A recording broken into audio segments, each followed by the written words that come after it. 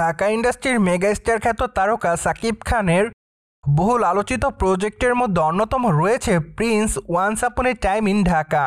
কেননা চলচ্চিত্রটিতে নামি দামি তারকারা অভিনয় করবেন এমনটাই বর্তমানে শোনা যাচ্ছে। তাছাড়া চলচ্চিত্রের পর্দায় ৩ জন অভিনেত্রী থাকবেন এমনটাই জানা যায়। যদিও তাদের মধ্যে অবশ্য একজন রয়েছে তাসনিয়া ফারিন, কেননা বর্তমানে চারিদিকে এমনটাই ছড়িয়ে পড়েছে।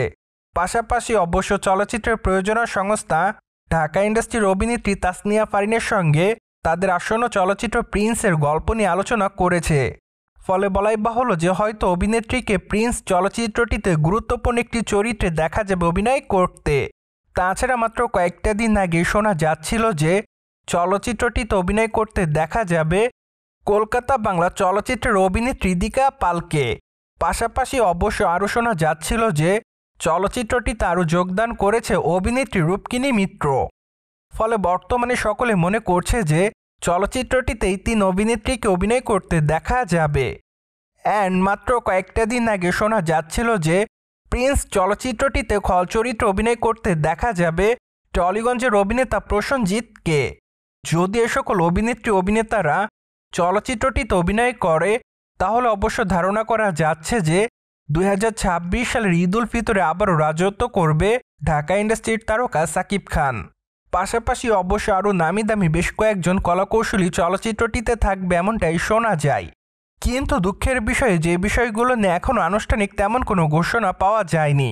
তাছাড়া চলচ্চিত্রের নির্মাতারা বর্তমানে চলচ্চিত্রের প্রি প্রোডাকশনের কাজ নিয়ে রয়েছে খুবই ব্যস্ততার মধ্যে।